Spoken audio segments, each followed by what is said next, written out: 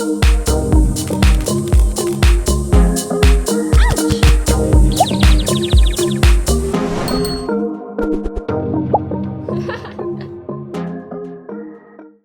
everyone, I'm Meredith and welcome to my channel. If you're new here, I'm so excited that you found me, and if you're returning, I'm so grateful you've decided to come back and watch more. I love all things luxury. I love luxury shoes, luxury handbags, luxury lifestyle and vlogging, and if they're things that appeal to you, I hope you'll do me a massive favor and hit that subscribe button down below. Today I wanted to do a chatty video around is luxury dying, and should luxury brands be concerned with the economy?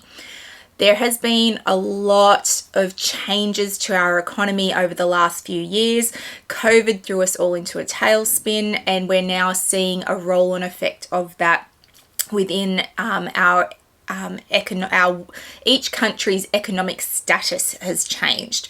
So a few weeks ago I threw up a poll on my Instagram account, and if you're not following me over on Instagram, I'll throw my handle up for you so you can be involved, and I asked people how they were feeling. So I find that living in Australia, we already are in a little bubble all of our own over here, and that me and my company and my financial situation also tends to be a little bit of a bubble sometimes, and it's really important that I don't lose touch and that I draw information from a broader community when I do videos like this.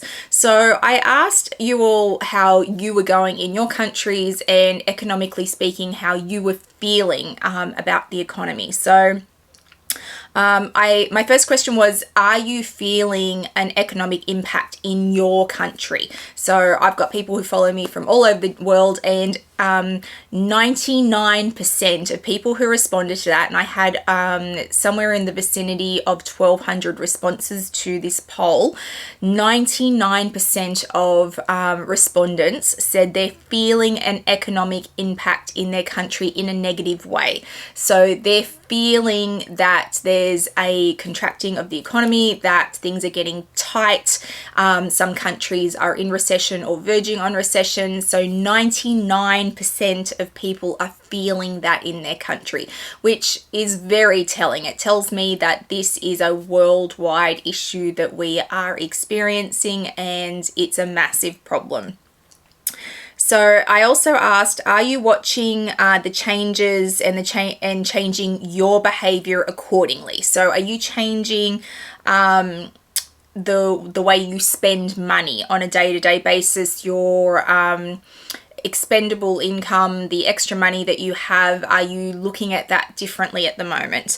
And 62% of people said that they are. So that more than half are starting to really look at their income and any money that they have left over, and they're being smart with it. So they're really thinking about how they want to spend it, and if things are still as important to them as they were before we started to see such a huge shift in the economy.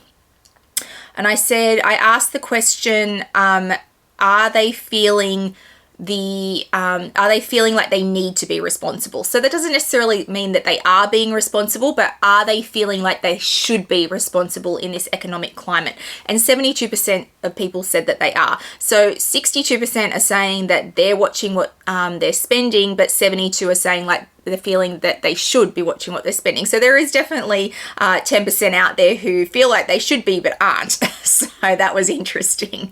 And then as a follow-up to that, I asked if that was the case, what they're doing to change it. So are they not buying?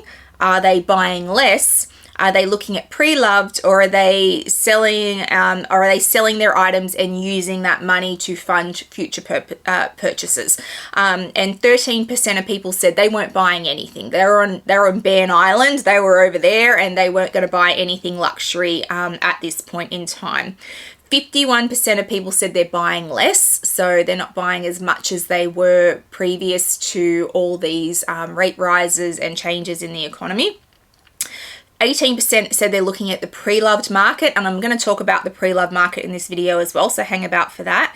And 18% of people said they're selling stuff and then using that money to purchase other things that they want. So they're looking at their items differently and saying, well, I don't use this anymore, so let's sell it and use that money for something else, rather than keep that and then spend further money on that. So every country's economic situation is different, but I believe that across the board, most countries are feeling an impact. How your culture is brought up to spend money will have an impact on how much you're feeling of this. So in Australia, the Australian dream is to own a house. That's what you're brought up believing. It's certainly what our parents were brought up to believe, and their parents. It was the Australian dream. The Australian dream is a quarter of an acre with a house on it. Now, that dream has considerably changed over the years. You don't get quarter acre blocks anymore. I'm on property, so I actually have a decent amount of land, but I am lucky to have that. I've worked hard to have that, and we've made choices to get that. So I don't live in the middle of the city. I have chosen to live where I live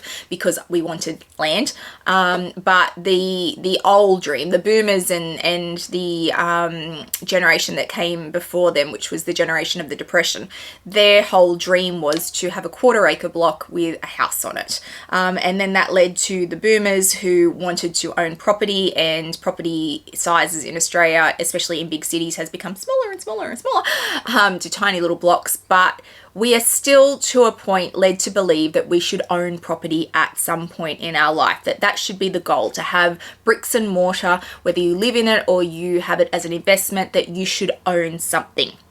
It is bred into us, and it certainly was bred into me. And I bought my first property at 26. That is not the case in all countries, and I understand that. There are many countries in the world where it is just acceptable that you will rent for your whole life, and that's just how it is, and that's acceptable, and there's no problems with that. It's a cultural thing. In Australia, it's a cultural thing to own property. In other countries, there is not a focus on that. So that's cool. That's just a difference of culture. The next generation that are coming through after me, so I am a Zennial, so I am not a millennial and I am not an X, I sit in between, and Dale from Dale's Addiction will laugh at that because she says that I just want to be special, and she is the same generation as me, but we don't really fit into the category of Generation X, and we're really not quite a millennial, so I think that we got our own, we are Zennials, but even millennials, there is starting to be this shift to, we can't afford property. Property in Australia is ridiculously expensive. Property in Sydney, which is where I live, is ridiculous. Like, to get into the property market, you are looking at having to have, even for a tiny, tiny apartment, no less than $500,000. It is incredibly rare to find anything within an hour's drive of the city CBD for under $700,000, and that's going to be a shack that you need to do work on. If you're looking at the Australian dream of the 4-bedroom home with 2 bathrooms on, land, a little bit of land, just to have a tiny backyard even, you're looking up around $1 million now. Like, it is incredibly expensive to live in Australia and incredibly expensive to live in a major city.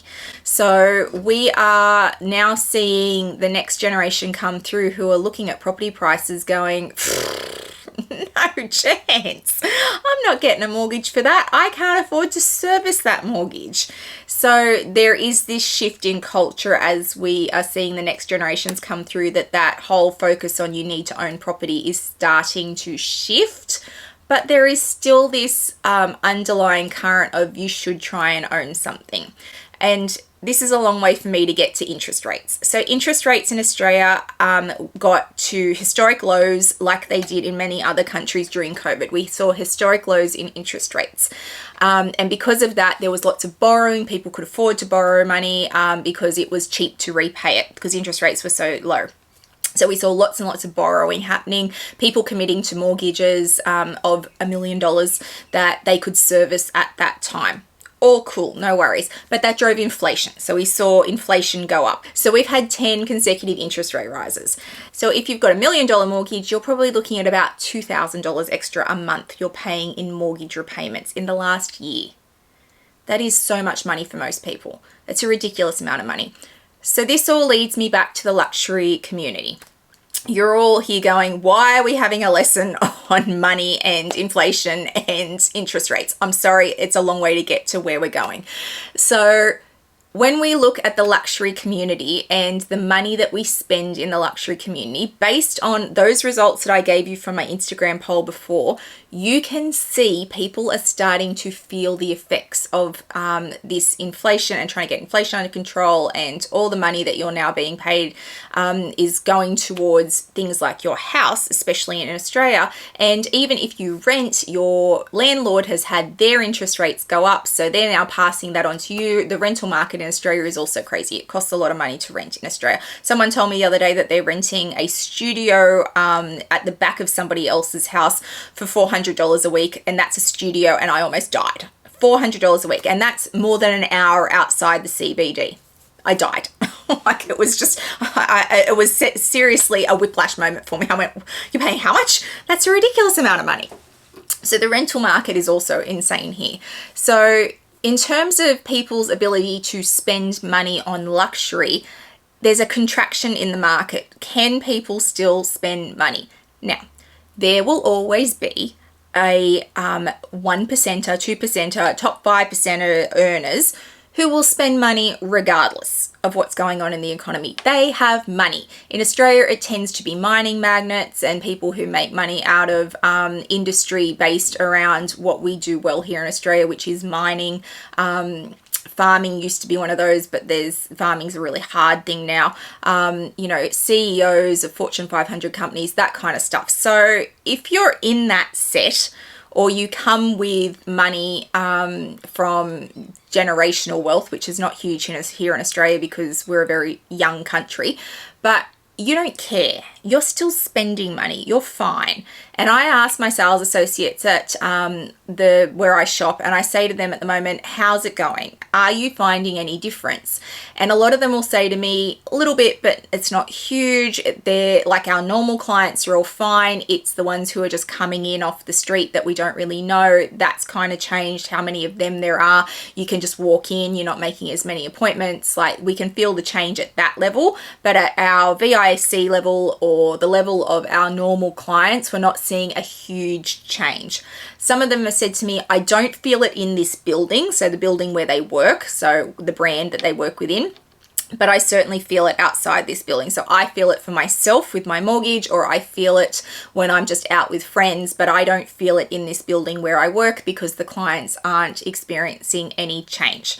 So that's been really interesting to me to have those conversations with sales associates. And please remember that sales associates who work for luxury brands do not have money necessarily. I'm sure some of them do, but for the most part, they're just retail workers. They earn a good wage, but they have mortgages and they have lives and they have to pay rent. So they're feeling those effects personally, but they're dealing with clients who might not be feeling those effects.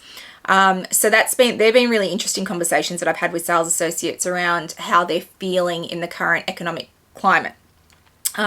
So even at my level, I am starting to make changes. So there's not as many hauls for me as there was last year. I do have other priorities this year. I'm trying to do a few other things with my property and buying other property. And also I know I'm going to London and Paris later in the year. I want to spend some money there. My husband's going on a holiday. So we're putting money into other things. So into other investments or experiences in terms of our holidaying. So I'm not buying as much tangible luxury things because I want to do luxury in a different way. So I'm not necessarily making these decisions based on interest rates or inflation or the cost of things. I'm making it based on other goals that we have, but that doesn't mean I'm immune to it. Like, I can certainly feel it in the economy. I can feel the shift of what's happening. So there is definitely a change in the way people are spending money. There is definitely a change in how much money they have to spend. And there's a change in their attitude to their money. So do I really want to spend this right now, or do I need to hang about and see if the next rate rise is going to be the one that pushes me over the edge in terms of what I can afford? Lots of people who came into the property market with very low interest rates are quickly finding that they can't service their mortgage after 10 rate rises. So they're now making tough decisions about what they're doing with their money and whether or not they can afford to stay in their houses. The cost of groceries have gone up. The cost of petrol has gone up. So this inflation is really driving everything at the moment, including their decisions around what they spend their money on. All of that said, when we come back to it, a lot of people are now looking at the items that they hold in their house and going, well, I don't really use this, let's sell it. Cool, let's sell it, and I'll take the money from that and I'll put it into something else, or I'll put it into our house, or that'll help us pay down our mortgage or our rent or whatever else we have going on at the moment.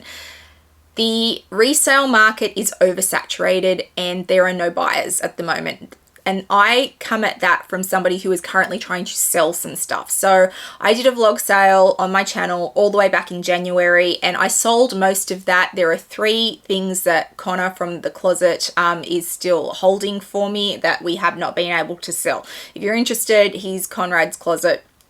You can get in contact with him. He's got a Fendi First, a Chanel vanity case, and a Burberry bag that is still pending, that have not sold yet.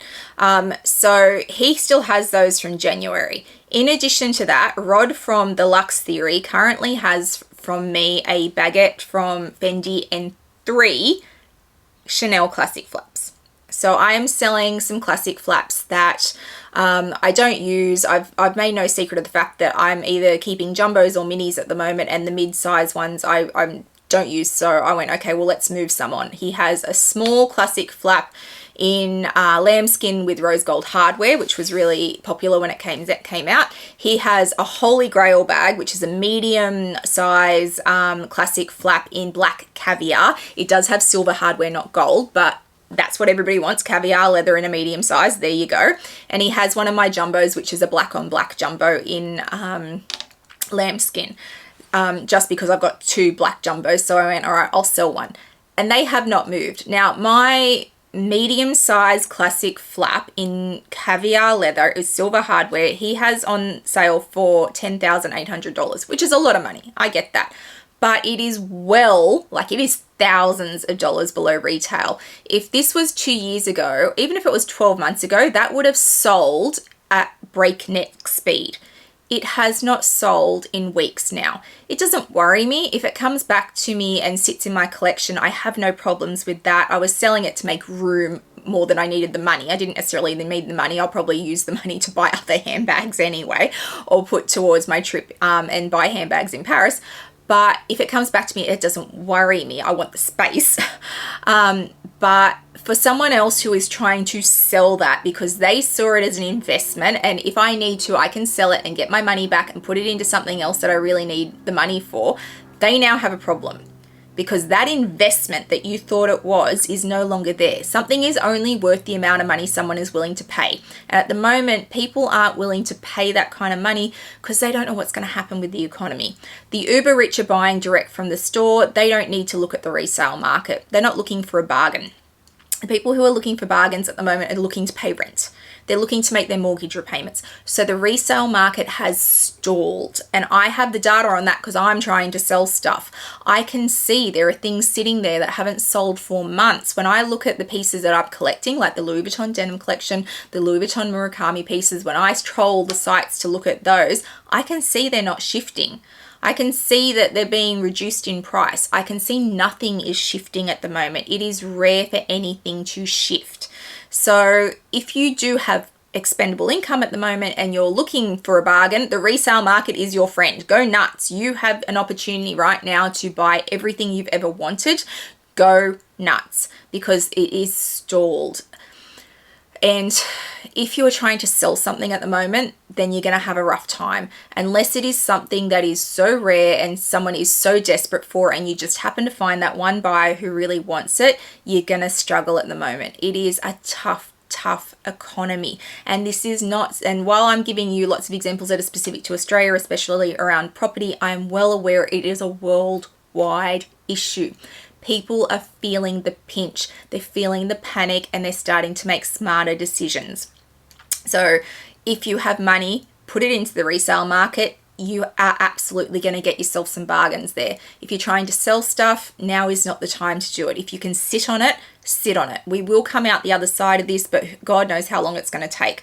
The RBA of Australia told us that the interest rates were going to stay super low until 2024, and here we are in 2023 after 10 consecutive rate rises. You cannot trust an economist. So is luxury dying is the question I posed. Are we seeing the end of luxury, or should luxury houses be concerned? No, there's always going to be a luxury market. There will always be people who have money. Always. There are uber wealthy people. There are countries full of many uber wealthy people. There are billionaires. There are billionaires many times over. There will always be a market for luxury. Always.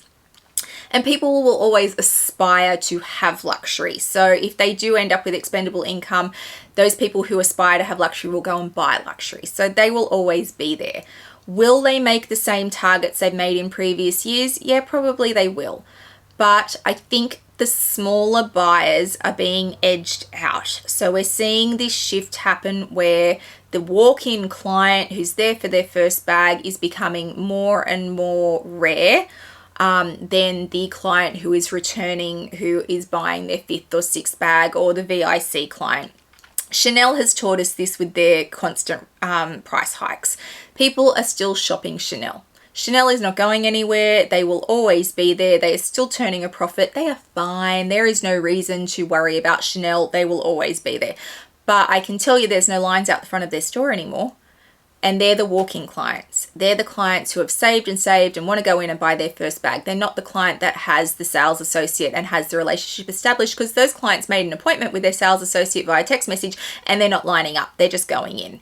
So I can tell you there's no lines out the front of Chanel at the moment. I can tell you the lines at Louis Vuitton are very scarce. The lines at the lines at Hermes are also not particularly long, if at all. There's never a line at Fendi. And in Sydney, there's never a line at Dior really either. So I can tell you that there's a shift in those clients who are just entering the luxury market, or who buy a piece here and there. They're becoming rarer and rarer. High-end clients are always going to be there. The brands are not going anywhere. They're always going to be there. But in terms of scarcity in products, that's not a case anymore. You can buy pretty much anything. It's going to be there in stock on the shelf for you. And you can walk in without an appointment in most cases. So there is definite shift happening. But it's a shift at the lower level of client, not at the higher level of client. And the higher end of the client will still drive the profits for the business. So luxury is not going anywhere, but we can certainly see the shift. We can certainly see the fallout of this. And what happens next is anybody's guess, because if all countries suddenly tip into recession, and Australia is trying desperately to stay out of recession, we can see that. I think the United States is on the verge of a recession. The UK, I think, is also on the verge of recession. Please give me information on these things down below in the comments. I'd love to know what's happening in your country. Am I right? Are those countries on the verge, or are they in recession? But we can see if this happens across the world, if everybody goes into recession, that's going to be bad for luxury. It's going to cause problems for fashion houses. Are they going to disappear? God, no. Are they going to lower their prices? Of course not. But they will definitely feel the results of that. If you've liked today's video and these chatty videos I've done, I've probably bored you all to tears, but I thought it was a really interesting topic to talk about as somebody who buys and consumes luxury in the way that I do, and someone who has such a large collection.